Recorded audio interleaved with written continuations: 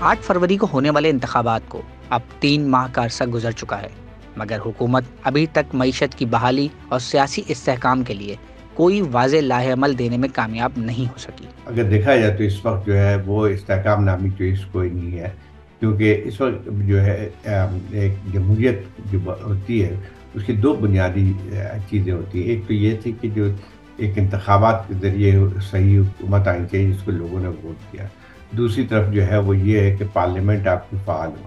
اس وقت ہمیں دونوں چیز نظر نہیں آتی ہے۔ یہ جو الیکشن ہوئے تھے جو 8 فروری کے، وہ اس کے جو متنازع تھے وہ بنیادی رکاوٹ یہاں بن کے آتی ہے، اور اس کی وجہ سے بھی ہم دیکھتے ہیں کہ چاہے کتنی بھی اور کوششیں کر لی جائے، بہت کچھ کہا جاتا ہے کہ ہم اکنامک ریفارم کی طرف جا رہے ہیں، اکنامک ریوائول کی طرف جا رہے ہیں، لیکن یہ اس وقت تک ممکن نہیں ہے جب کہ آپ ان مسائل کو جو ہے وہ ایڈریس نہیں کریں گے۔ اس وقت آپ دیکھ لیں لیجیٹیمیسی کا مسئلہ جو حکومت کو درپیش ہے وہ ابھی تک اس سے چھٹکارا حاصل نہیں کر سکے۔ اب اس کے پارلیمنٹ تو بالکل ایک غیر فعال چیز بن کے رہ گئی ہے۔ وہاں پہ آپ نے دیکھا ہوگا کہ کوئی بھی سیشن جو ہے آرام کے ساتھ یا ایک کوئی سویلائز جو طریقہ ہوتا ہے ڈیبیٹ کرنے کا مسائل پہ ملک کے، وہ تو ہمیں نظر نہیں آتا ہے۔ تو یہ ایک خطرناک صورتحال ہے، اور اس کے علاوہ جو رولنگ پارٹی کے درمیان کے اندر بھی دیکھیں وہاں بھی اختلافات بہت ہمیں واضح نظر آتے ہیں۔ پھر ایک اور تیسرا جو پرابلم آتا ہے وہ یہی ہے کہ ایک سسٹم جو ہے سول امنیٹی کے ساتھ، تو اس میں ہم دیکھتے ہیں کہ کیونکہ سول حکومت اتنی کمزور ہے یا ان کو خود مسائل کا سامنا کرنا پڑتا ہے لیجیٹیمیسی کا، تو اس وقت جو ہے آپ کے اسٹیبلشمنٹ کا رول بڑھتا ہوا جاتا ہے، اور وہی ہم دیکھتے ہیں۔ تو اس کی وجہ سے ایک استحکام جو ہونا چاہیے ایک سیاسی نظام میں، وہ ہمیں نظر نہیں آتا ہے۔ سیاسی استحکام کے لیے اپوزیشن اور حکومت کا مل بیٹھنا ضروری ہے، مگر پی ٹی آئی کا کہنا ہے کہ وہ صرف اسٹیبلشمنٹ کے ساتھ ہی مذاکرات کرے گی۔ خود بھی آپ کہتے ہیں کہ اسٹیبلشمنٹ کا جو اثر نفوذ ہے وہ ختم ہونا چاہیے، تو دوسرے آپ پھر کہتے ہیں کہ وہ ہم ان سے ہی بات کریں گے، تو ایک تضاد ہے بہت بڑا، اور وہ میرے خیال خاصی خطرناک صورت ہے۔ آپ کیا بات کریں گے ان سے؟ اس کا مطلب یہ ہوا کہ جو آپ بات کرنے جا رہے ہیں اس میں آپ نے کمپلیٹلی جو سیاسی پارٹیاں ان کو اگنور کر کے جا رہے ہیں۔ سب سے اچھی بات یہ ہوتی کہ پارلیمنٹ کے اندر بیٹھتے، وہاں پہ سیاسی پارٹیوں سے اپنے مذاکرات کرتے، کوئی حل تلاش کرنے کی کوشش کرتے۔ ٹھیک ہے، یہاں پہ مشکلات اس لیے ضرور ہے کہ الیکشن ایک بنیادی چیز جو رکاوٹ بن کے آ رہی ہے، وہ خود الیکشن جس انداز میں ہوئے وہ ایک رہے گا، لیکن آپ اسٹیبلشمنٹ سے بات کرنے کا مطلب یہ ہے کہ آپ اسٹیبلشمنٹ کو اور مضبوط دیکھنا چاہتے ہیں۔ کہ فرق یہ ہوتا ہے کہ آپ چاہتے ہیں کہ وہ اسٹیبلشمنٹ آپ کے ساتھ کھڑی ہو، اور دوسری جو اس وقت حکومت ہے اس کے ہاتھ سے ہٹ جائے۔ تو یہ تو ہم سائیکل جو دیکھتے رہے کہ عمران خان صاحب کی خود حکومت جو ہے وہ اس فوج کے ساتھ چلتی رہی تھی، اور اب جو ہے ان کا پھر جو اختلافات جب پیدا ہوئے تو اب ان کو خیال آیا کہ یہ چیزیں غلط ہوئی تھی۔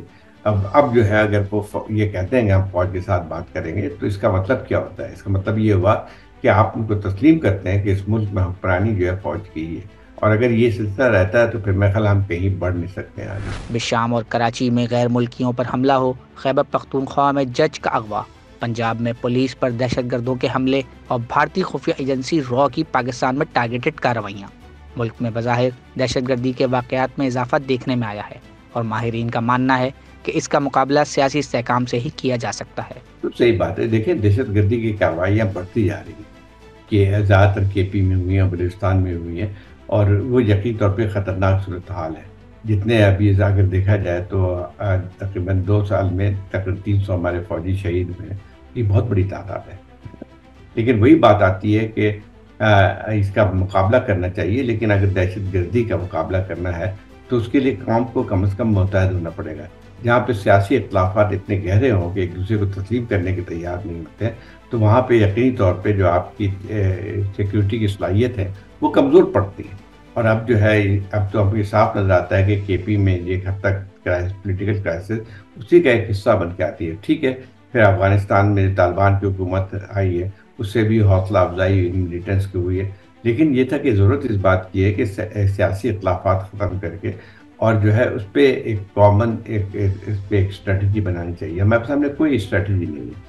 حالانکہ حالت بہت خراب ہوتی جا رہی ہیں ساری چیزوں پہ. ہم جیسے بات کرتے ہیں کہ ہر روز کوئی نہ کوئی حملہ ہوتا ہے، نہ صرف پاکستان کے لوگوں کے اوپر، بلکہ ہم نے دیکھا ہے کہ چینیوں کے اوپر بھی حملے ہوئے ہیں، جو کہ بہت ہی نقصان دہ ہے. ایک طرف تو ہم چاہتے ہیں کہ یہاں پہ انویسٹمنٹ ہے باہر کی، اور دوسری طرف اگر یہ صورتحال رہتی تو وہ کبھی بھی جو ہے ہمارے لوگ انویسٹ کرنے نہیں آئیں گے.